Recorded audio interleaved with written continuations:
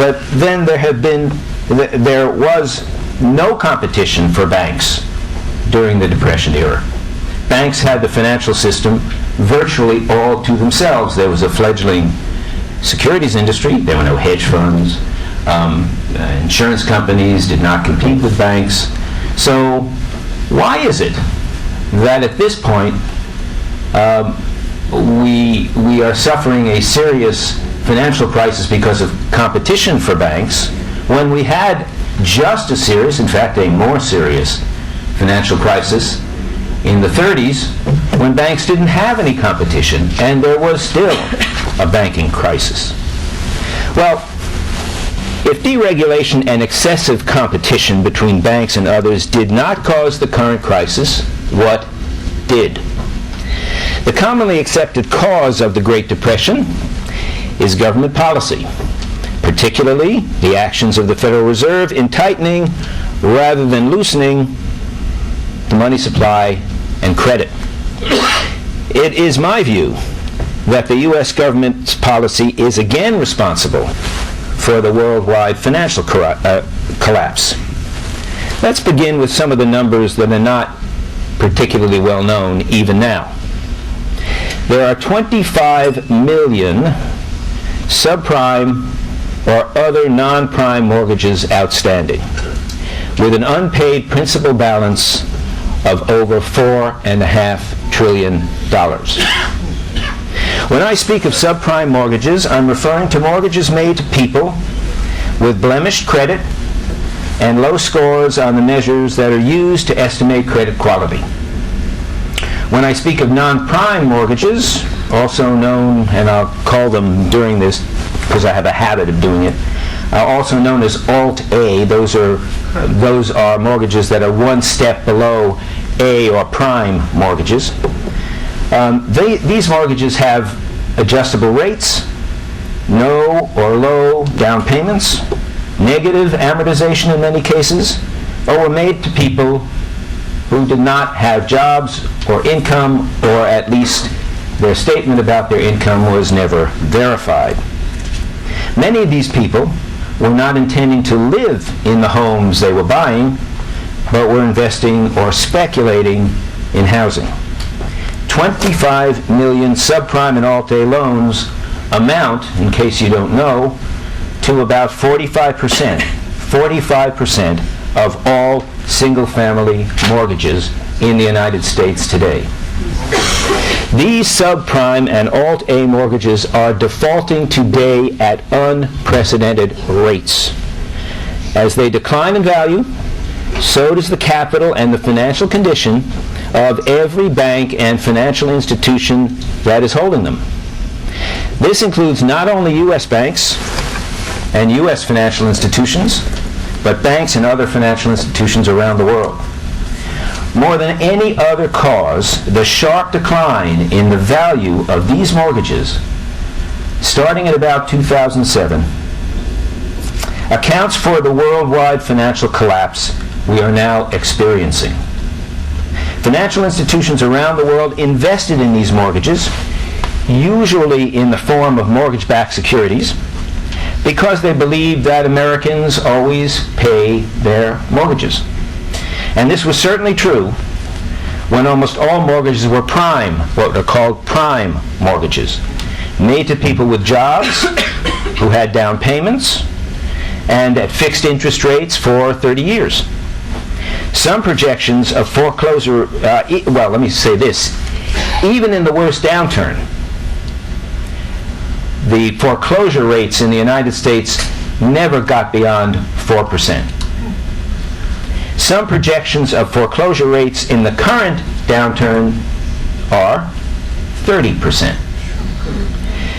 The boom in subprime mortgages is something entirely new. They always existed, but they were a small part of the total mortgage pool. There was good reason for this. They are very risky. Now, how did it happen that almost half of the mortgages in the United States turned out to be very risky and are defaulting at an unprecedented rate? My explanation is U.S. government policy, as Judge Posner suggested. Since the beginning of the 20th century, the U.S. has had a policy of fostering home ownership. One of the ways Congress chose to carry out this policy was through providing tax advantages to homeowners, and many of you may be the beneficiaries of that policy.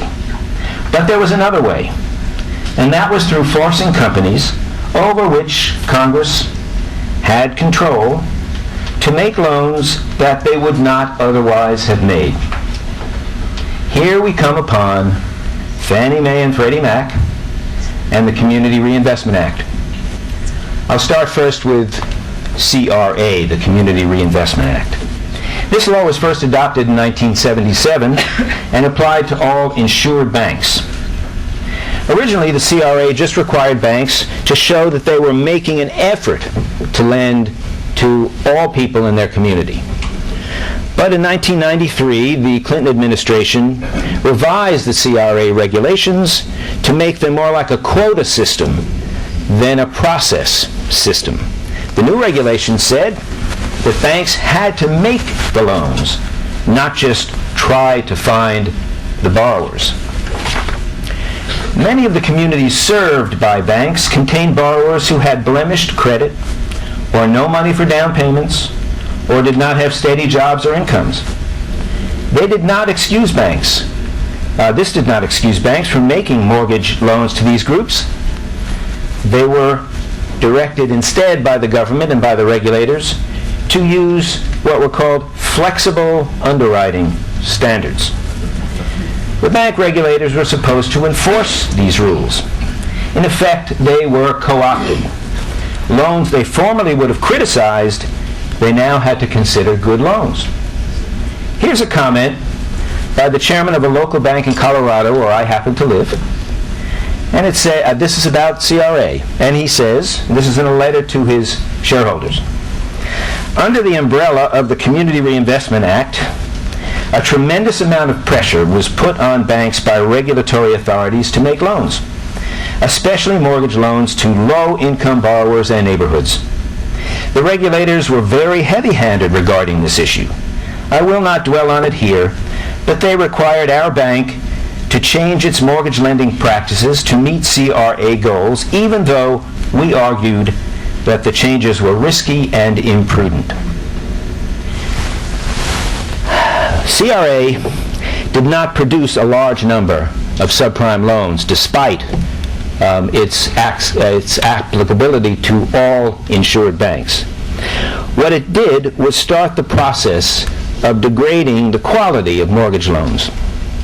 The flexible underwriting standards that the government wanted the banks to use really meant lowering down payments, not insisting on income or a steady job or unblemished credit.